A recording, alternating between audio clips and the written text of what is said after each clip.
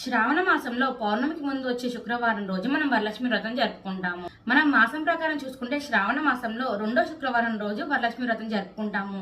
చాలా మంది ఈ రోజు మాకు వీలు పడట్లేదు అంటే నెలసరి సమయం ఉంది అనో లేకుంటే అంటు ముట్టు ఉందనో బాధపడుతూ ఉంటారు. అలా బాధపడని అవసరం లేదండి. ఈ శుక్రవారం మీకు కుదరకపోతే ఇంకా 2 శుక్రవారాలు వస్తాయి కదా, ఆ 2 శుక్రవారాల్లో కూడా మీరు ఈ వరలక్ష్మి వ్రతం చేసుకోవచ్చు. అలాగే నెలసరి ఉన్న వాళ్ళు ఏం చేస్తారంటే మాకు ఈసారి కుదరడం లేదు కదా అని టాబ్లెట్లు వేసుకొని నెలసరిని ఆపేసుకుంటారు.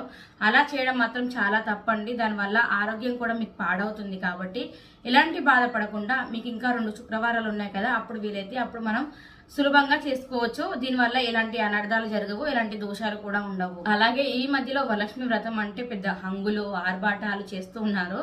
ఆ అమ్మకి కావాల్సింది మనం మనసు ఆమెపై పెట్టి మనస్ఫూర్తిగా ఆమెకి వ్రతం చేయడం మాత్రమే కావాలి తప్పితే ఎలాంటి హంగులు ఆర్భాటాలు నగలు చీరలు ఏమీ అవసరం లేదండి.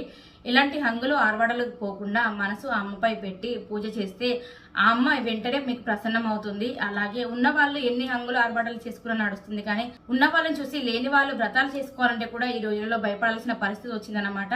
కాబట్టి అమ్మవారికి వ్రతం మీకు ఉన్నంతలో చేసుకోండి. పులిని చూసి నక్క వాత పెట్టుకున్నట్టుగా ఒకరు అలా చేస్తున్నారు మనం కూడా ఇలానే చేయాలి అనే ఆలోచనలు పెట్టుకోకుండా అమ్మపై మనసు పెట్టి మీకు ఉన్నంతలో చేసుకుంటేనే అమ్మ సంతోషిస్తుంది. అలాగే మన హిందూ పురాణాల ప్రకారం వరలక్ష్మి వ్రతం చేయడానికి కొన్ని నియమాలు ఉన్నాయి. ఆ నియమాలు ఏంటి, అలాగే ఇప్పుడు నేను చెప్పబోయే విషయాలు ఎవరైనా కొత్తగా చేసుకోవాలి అనుకునేవారు, చేసుకుందాం అనుకునే వారికి తప్పకుండా యూజ్ అవుతాయి. వీడియో అయితే పూర్తిగా చూడండి. నచ్చితే తప్పకుండా ఒక లైక్ చేయండి, షేర్ చేయండి. అలాగే ఎవరైనా కొత్తగా మన ఛానల్ చూస్తుంటే మాత్రం తప్పకుండా సబ్స్క్రైబ్ చేసుకోండి. పక్కన బెల్ ఐకాన్ ఉంది కదా, అది క్లిక్ చేస్తే నేను వీడియో అప్లోడ్ చేసిన వెంటనే నోటిఫికేషన్ మీ వరకు ఈజీగా వచ్చేస్తుంది. నా పేరు శ్రావణి, మీరు చూస్తున్నారు అంతా శివహోం ఛానల్. చాలా మంది వ్రతం చేసే రోజే పూజ గదిని శుభ్రం చేసుకోవడం, ఇల్లు శుభ్రం చేసుకోవడం అని ఇలా రకరకాల పనులు పెట్టుకోవడం వల్ల వ్రతం ఆలస్యం అవుతుంది. కాబట్టి మీరు వ్రతానికి ముందు రోజే పూజ గదిని ఇల్లుని శుభ్రం చేసుకొని పెట్టుకున్నారంటే మీకు ఉదయం లేవగానే అంత పని ఉన్నట్టు అనిపించదు. ఉదయం లేవగానే ముందు ఇల్లు వాకిలి శుభ్రం చేసుకొని ఇంటి ముందు ముగ్గు పెట్టుకొని గడపను అలంకరించుకున్న తర్వాత మీరు స్నానాది కార్యక్రమాలు చేసుకున్న తర్వాత మనం ముందుగా ద్వారానికి మామిడాకులు కానీ లేకుంటే తమలపాకులు కానీ తోరణాలుగా కట్టుకోవాలి. తోరణాలు కట్టుకోవడం అంటే లక్ష్మీప్రదం అన్నమాట. లక్ష్మీదేవికి మామిడి ఆకులన్నా తమలపాకులన్నా ఎంతో ప్రీతి. అవి ఎల్లప్పుడూ కట్టుకుంటూ ఉన్నా కూడా మన ఇంట్లో లక్ష్మీదేవి స్థిరంగా ఉంటుంది. కాబట్టి ఉదయాన్నే ముందుగా తోరణాలు కట్టుకున్న తర్వాత మీరు పూజ దగ్గర కార్యక్రమాలు చేసుకోండి. మనం వ్రతం చేసే దిక్కు ఈశాన్యం అయితే చాలా మంచిది. ఈశాన్యం దగ్గర మనం పసుపుతో కానీ బియ్యం పిండితో కానీ ఒక ముగ్గును వేసుకొని కుబేర ముగ్గు వేసుకుంటే ఇంకా మంచిది. ఒక ముగ్గును వేసుకున్న తర్వాత పీఠాన్ని ఏర్పాటు చేసుకోండి. పీఠం మీద తెల్లని వస్త్రం కానీ ఎరుపు రంగు కానీ లేకుంటే ఆకుపచ్చ రంగు కానీ ఈ 3 రంగులలో ఏదైనా ఒక వస్త్రాన్ని వేసుకోవచ్చు. వస్త్రం పడిచిన తర్వాత రాగి చెంబు ఏర్పాటు చేసుకొని అందులో నీళ్లు నింపుకొని కలశాన్ని ఏర్పాటు చేసుకోవాలి. రాగి చెంబును ముందుగానే పసుపు కుంకుమలతో అలంకరించిన తర్వాత కలశం దాని మీద పెట్టాలి. కలశం పెట్టే ముందు కూడా మామిడాకులు కానీ తమలపాకులు కానీ పెట్టిన తర్వాత కలశం దాని మీద పెట్టండి. మీకు వీలైతే పసుపు ముద్దతో కొబ్బరికాయ పైన అమ్మ మొహం వచ్చేలా తీర్చిదిద్దండి. అలా అయితే ఇంకా మంచిది. కానీ చాలా మంది ఇప్పుడు ఆన్లైన్ లో అమ్మ మొహం వస్తుంది, కాళ్ళు చేతులు వస్తున్నాయి కదా, అమ్మవారిని మొత్తం అమ్మవారి రూపాన్ని తయారు చేసి చీర కట్టడం లాంటివి చేస్తున్నారు. బయట నుంచి మాత్రం ఎలాంటి వస్తువులు తెచ్చుకోకండి. అవి ఎక్కడ తయారవుతాయి, వాళ్ళు ఎలా తయారు చేస్తారు అనేది మనకి ఏది తెలియదు. మీకు ఇష్టంగా ఉంటే మీరే ఇంట్లో మీ స్వహస్తాలతోటే చేసుకుని అమ్మవారికి సమర్పించండి. దానివల్ల ఇంకా మీకు అమ్మవారి అనుగ్రహం వెంటనే కలుగుతుంది. కానీ బయట నుంచి తెచ్చుకోవడం వల్ల ఎలాంటి ఉపయోగాలు ఉండవు. ఇవి మనం పేరుకి బయటకి చూపించడానికి తప్పితే మనకి మాత్రం ఎలాంటి ఉపయోగం జరగదు. ఇక అమ్మవారికి ఆవు నెయ్యి అంటే ఎంతో ఇష్టం. ఆ రోజు ఆవు నెయ్యితో దీపారాధన చేస్తే ఇంకా మంచిది. ఇక ప్రసాదాల విషయానికి వస్తే చాలా మంది చాలా రకాల వంటలు చేస్తూ ఉంటారు. ఉన్న వాళ్ళు ఎన్ని చేసుకున్నా వాళ్ళకి నడుస్తుంది. మరి లేని వాళ్ళ పరిస్థితి ఏంటి? ఇప్పుడు ఉన్న వాళ్ళు అన్ని చేస్తున్నారు, లేని వాళ్ళకి ఏమనిపిస్తుంది, అన్ని చేస్తేనే అమ్మవారు ప్రసన్నం అవుతారేమో, ఇప్పుడు మా దగ్గర అంత డబ్బులు లేవు కదా, మరి మేము ఏం చేసుకోవాలి, అసలు వ్రతాన్ని చేసుకోవాలా లేదా అనే ఆలోచనలో ఉంటారు. అలాంటిది ఏమీ లేదండి. మీరు అన్ని రకాల ప్రసాదాలు వండి పెట్టిన అవసరం లేదు అమ్మవారికి. ఆవు పాలతో పరమాన్నం కానీ పాయసం చేసినా కూడా ఆమె ఎంతో ఇష్టంగా ఆ నైవేద్యాన్ని స్వీకరిస్తుంది. కాబట్టి మీరు ఎలాంటి ఆర్భాటాలకు పోకండి. మీ దగ్గర ఉన్న ఆవు పాలతోటే పాయసం కానీ పరమాన్నం కానీ వండి ఆమెకు ప్రసాదంగా నివేదించండి. అలాగే వ్రతంలో చేయవలసిన ముఖ్యమైన పని ఏంటంటే మనం వ్రతం ప్రారంభమయ్యే ముందే చేతికి కంకణం తప్పకుండా ఉండాలి. ఒక తెల్లదరం తీసుకొని దానికి పసుపు అంటించిన తర్వాత మామిడి ఆకులు చిన్నగా చేసి కానీ లేకుంటే పసుపు కొమ్మ కానీ ఆ దారాన్ని కట్టి మన చేతికి కంకణంగా కట్టుకోండి. అలాగే నైవేద్యంగా ఆ అమ్మకి అరటిపండు అంటే ఎంతో ఇష్టం. అరటిపండు పెట్టడం మాత్రం అస్సలు మర్చిపోకండి.